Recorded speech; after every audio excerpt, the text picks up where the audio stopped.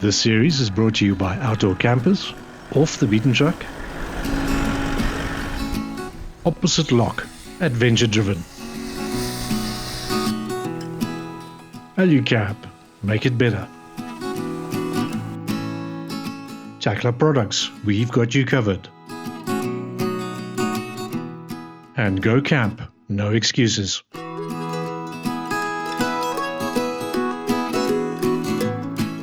We started this adventure at Red Sands. We then headed towards the Orange River and Augrabies Falls.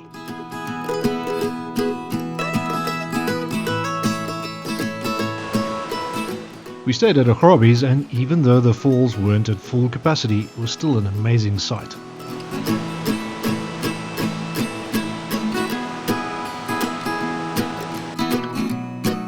We then headed to the hot springs at Riemvasmaak, taking the scenic Blowpits Pass. You find us at Riemvasmaak now, where we're getting ready to start the Namaqua 4x4 Eco Trail. Riemvasmaak wakes with us. The sun rises slow, casting long shadows across this ancient ground. There's a hum beneath the stillness, an unspoken promise. We fold away camp, tightening straps, checking the map, but our thoughts are already out there, chasing the trail ahead. The Namakwa calls, not loudly, but with purpose. And in this moment between where we've been and where we're going, everything feels possible.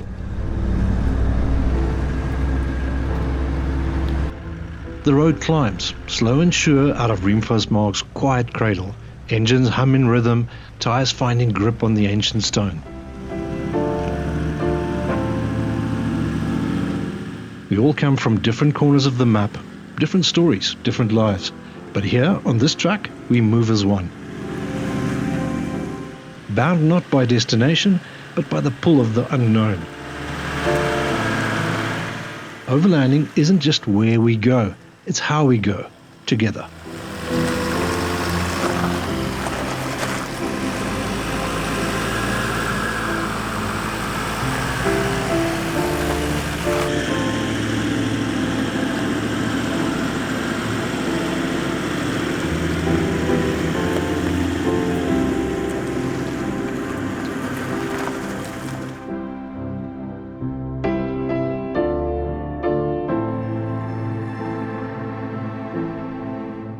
The desert opens wide before us, vast, untamed, endless. We are just a scatter of movement across a canvas of silence. Dust rises behind us, sun glints off the glass and steel, and the road stretches on.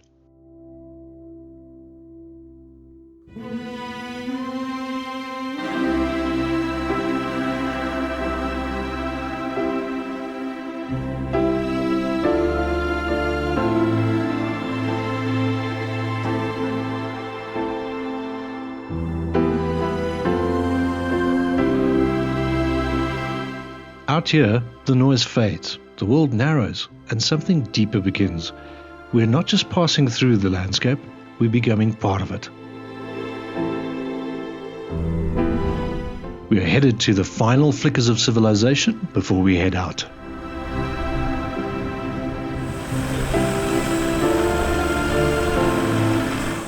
Filling the tires there. We've just worked out how to do the system. And it's very neat, and we don't even require the bonnet. We've stopped at the Bergendal coffee shop at Riemvasmaak, where we happen to meet a legend in these parts. If you've watched South African television, you'll recognize Norbet Coetzee from the Voetspore team. Okay. Norbet is also heading to Kakamas, so we happily give him a lift.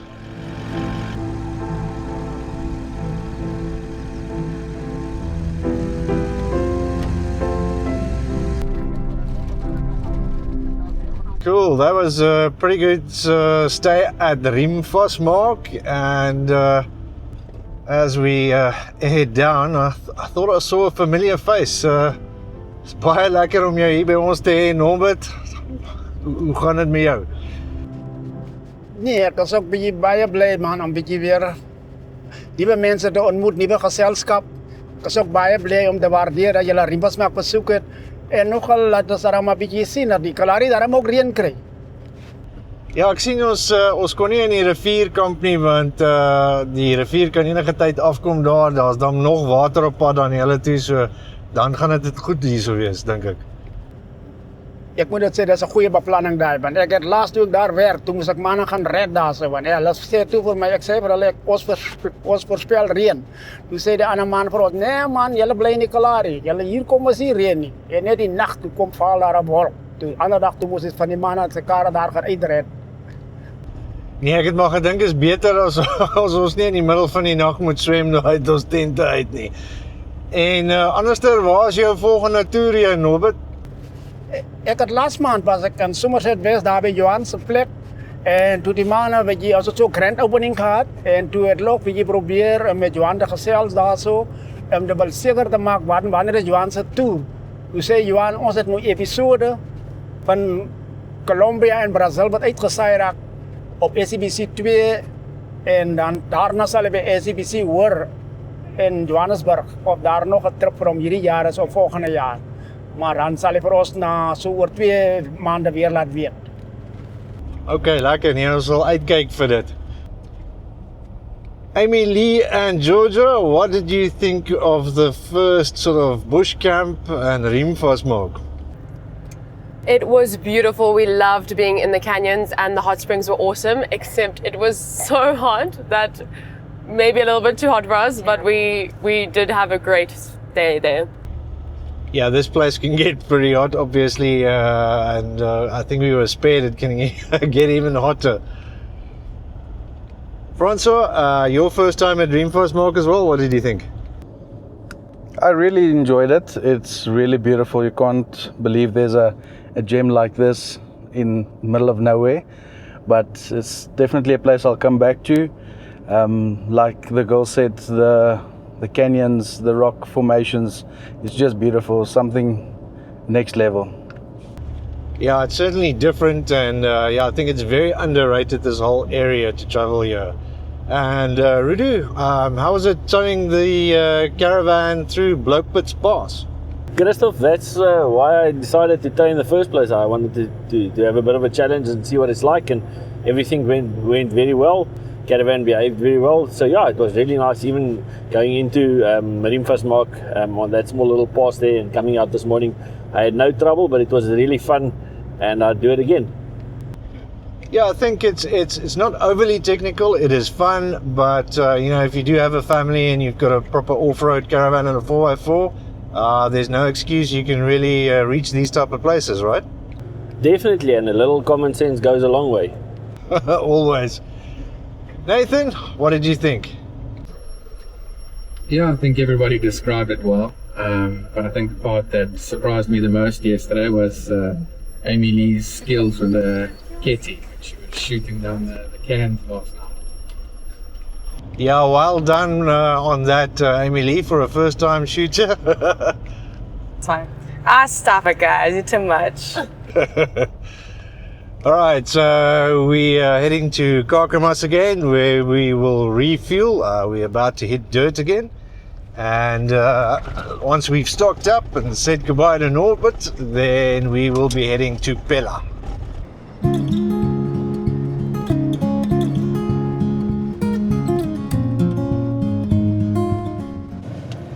So we just stopped at Kakamas to some of us to refuel and to restock. And we dropped Norbet off. It was awesome. It was lekker om te ontmoet, Norbet. We've got about an hour's drive to Pofadder, which is the last fuel before we hit the Namaqua Eco Trail. Then it's probably another hour to Pella, and we'll show you around Pella as well. I like these little towns in the Northern Cape. I think this is a highly underrated tourist destination, especially if you're an overlander.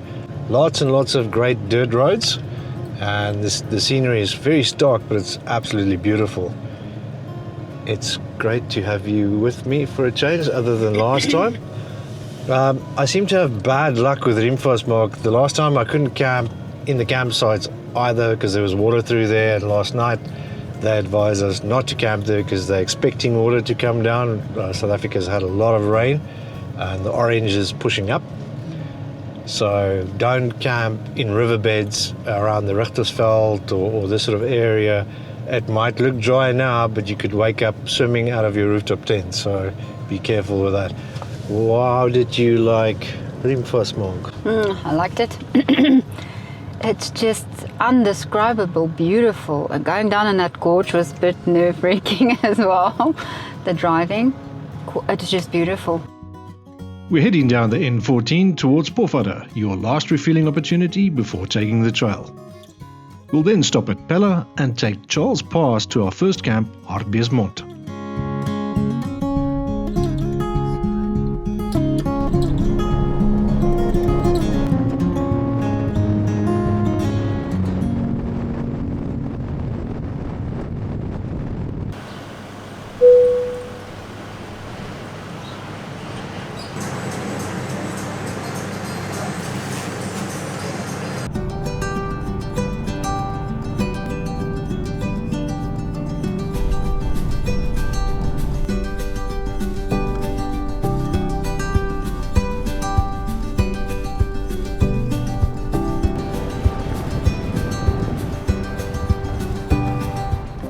Okay folks, we're rolling into Pella.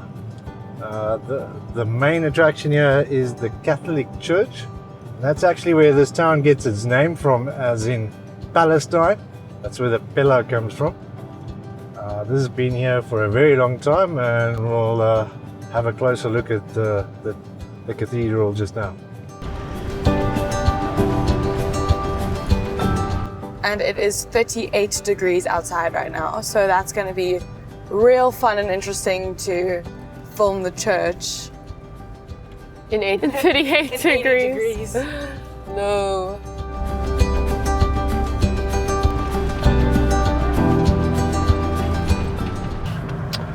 Pella, 1875. Dis baie oud. This mission has been here since 1814, and the building of the cathedral started around 1885.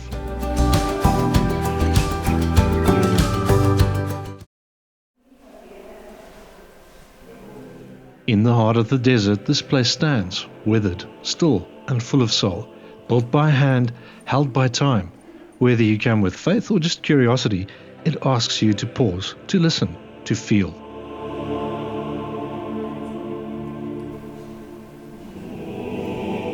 These walls have seen lifetimes, carried hopes, and anchored a community through generations. It's more than just stone and timber. It's memory, shelter, belonging.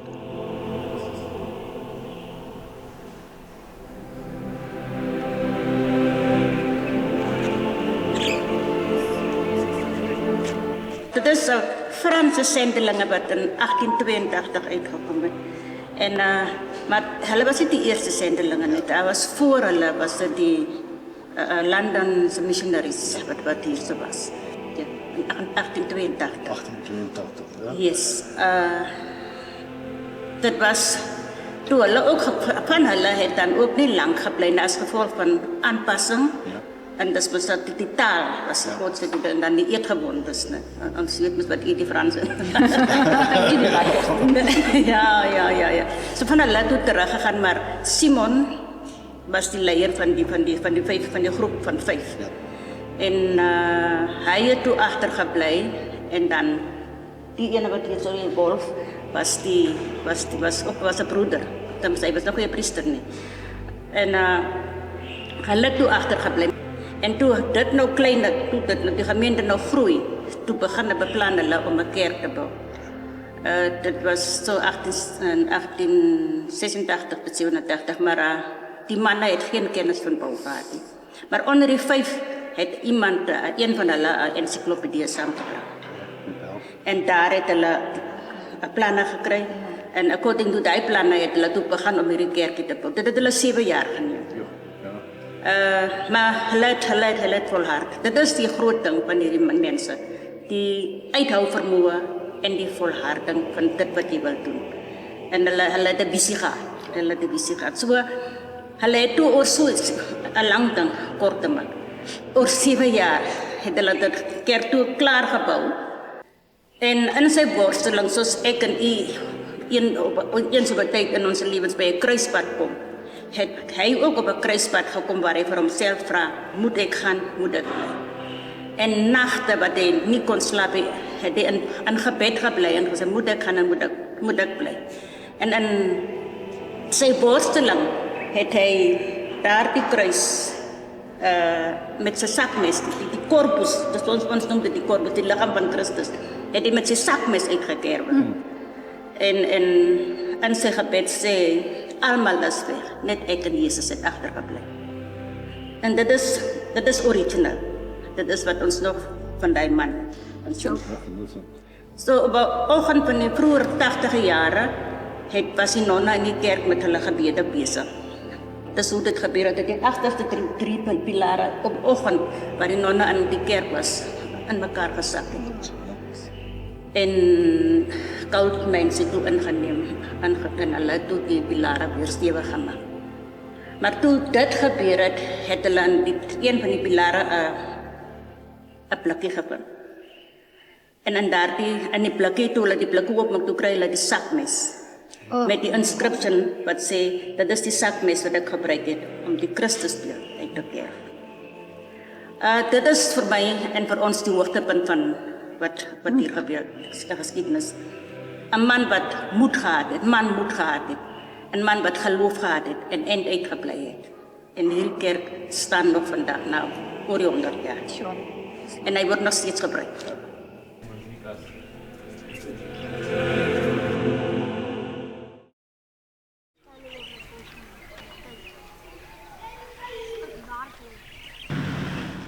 We leave Pella behind, its quiet streets, its stories, etched in stone. Ahead lies Charles Pass, carved through the ridges like a threshold between worlds.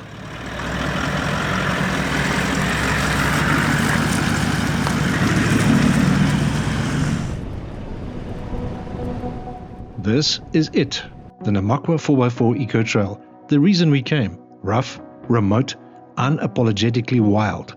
The kind of road that asks everything of you and gives more in return. So we are on Charles Pass, which is one of the ways you can get to Hartbeespoort campsite. It's a little rocky, it's got some rock steps. Most standard four-wheel drives with low range should be able to do it with no issues. There seems to be a few discrepancies with the maps. It's always an issue with rural areas where people just drive new routes where there's no roads actually. Very difficult to find the actual route sometimes because there's like 5 little routes in the same spot. So what we usually do is when we're done, we upload the dump files from our GPSs to Trucks for Africa just to update those.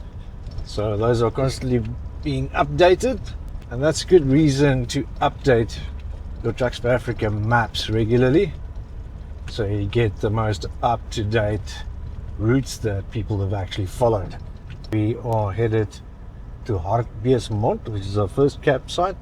We're still a good 4 hours away. Scenery is pretty cool. We're definitely in the middle of the desert now, and it is very scenic. Playlist.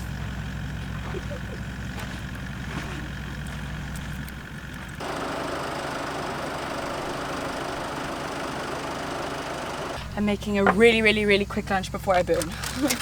Is it hot? So hot. It must be like 40 degrees right now, hey? Apparently it's like 42, I think. 42! Now, something of the sort. No, that's ridiculous. We need to get back in the aircon cars right now. Yeah. Where does this other one read? That's on the same one, so they once you plug it in, then both will, one will inflate, the other one will deflate up until it reaches level. That's crazy. Okay.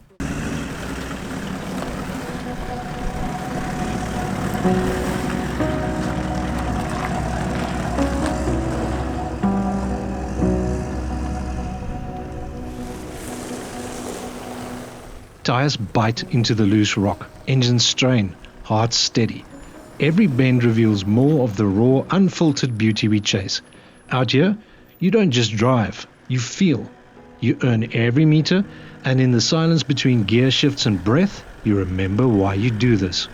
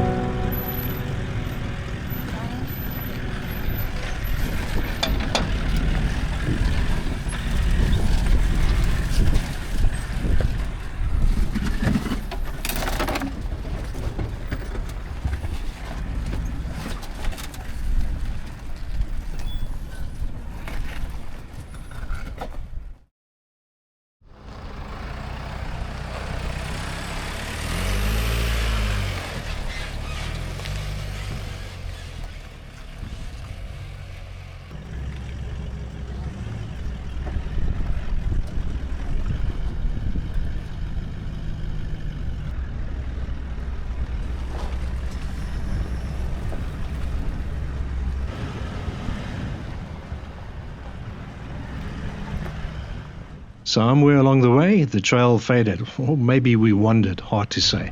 But no one's worried. This is adventure. It's not about staying on track, it's about trusting the journey.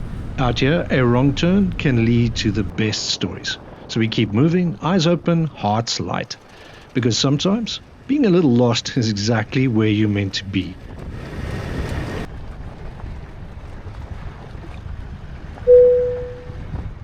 Klein Pella, a place to catch our breath.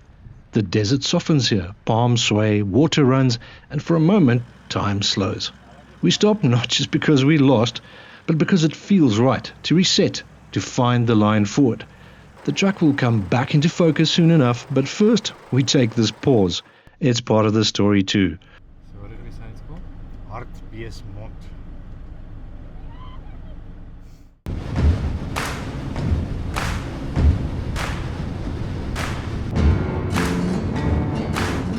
We think we found the way back. The track stretches ahead, faint, promising, familiar, maybe. It looks right, it feels right. But out here, nothing is ever certain. And maybe that's the point. Sometimes the path isn't confirmed by science, but by the feeling in your gut and the grit on your wheels.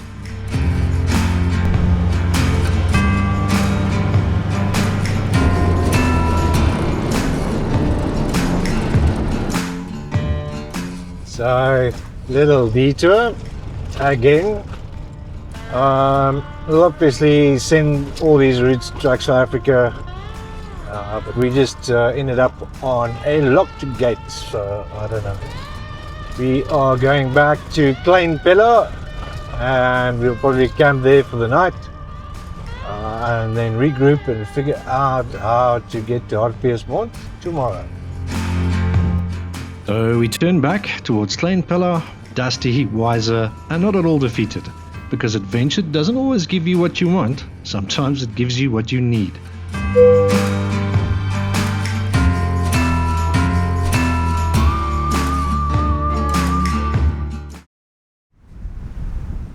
We roll out canvas at the Klein Pella campsite as the light begins to soften. What started as a detour becomes a gift. Shade, stillness, and just enough comfort to exhale. It's not where we plan to be, but it's exactly where we need to be.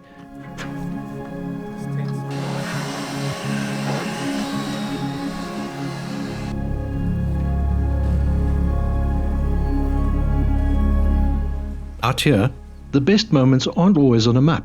Sometimes they find you when you finally stop chasing the trail and just take a breath.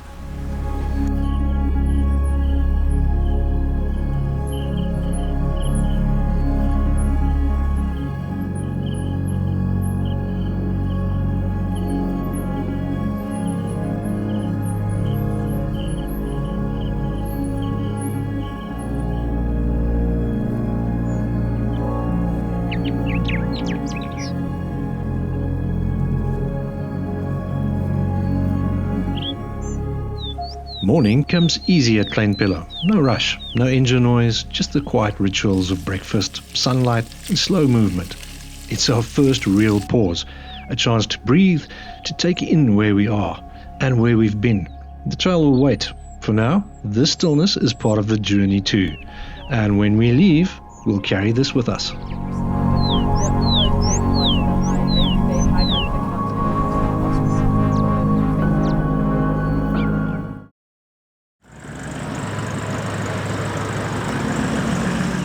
A few local tips and we're back on track. Sometimes the best directions don't come from a map.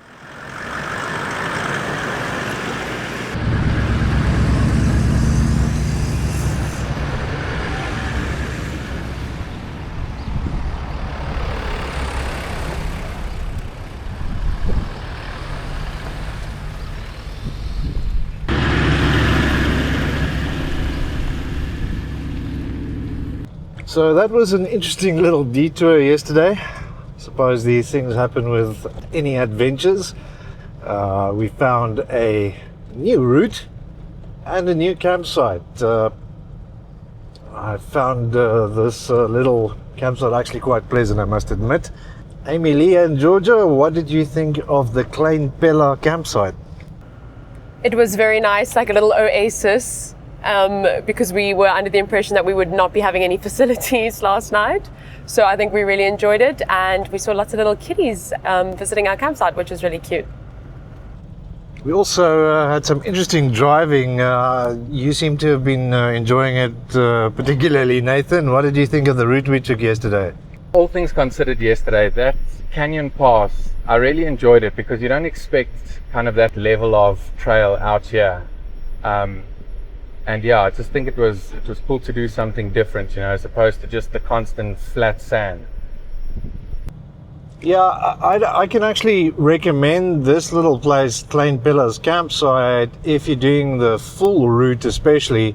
This might be a nice break in between because it's got nice facilities, green lawn, it's quite pretty, and it's really inexpensive as well, so very nice little find. Francois, you've got a brand new opposite lock vehicle there. How's that Hilux doing?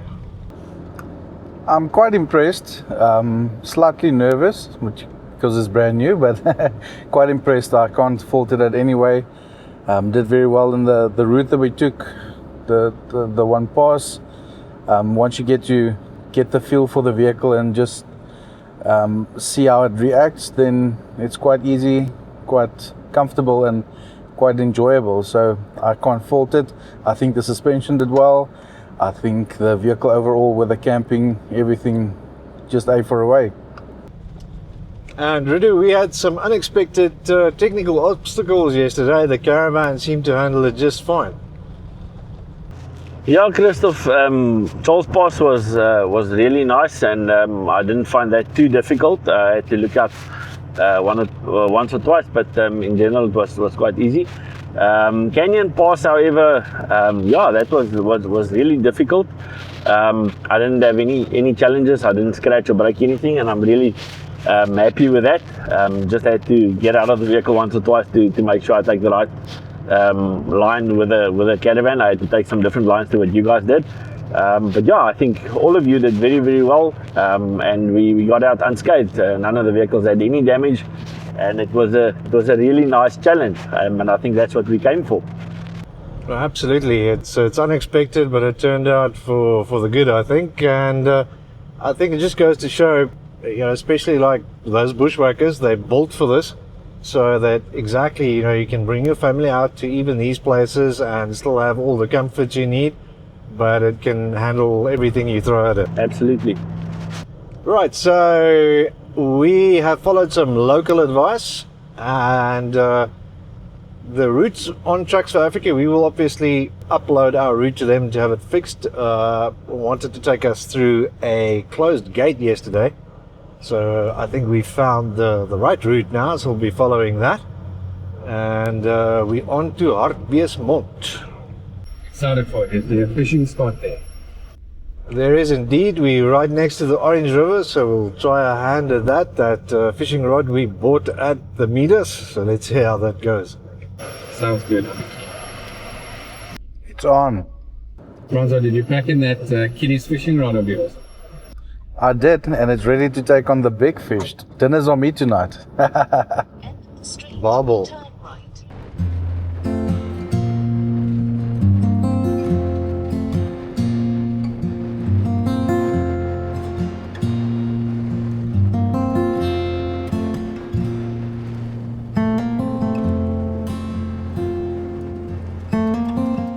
We're back on track, and it's everything we've hoped for. Rugged, raw, and absolutely stunning.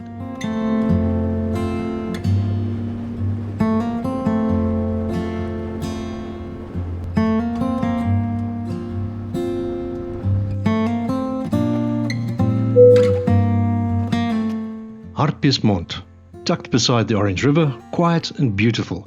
After the dust and the searching, this place feels like a reward. Still water, soft light, and the sense that we've arrived. And suddenly the silence breaks. Just for a moment, Rudu sinks into the sand trying to turn the caravan. But out here, no one's ever really stuck for long. A few laughs, a few hands, and we're rolling again. This is all just part of the story.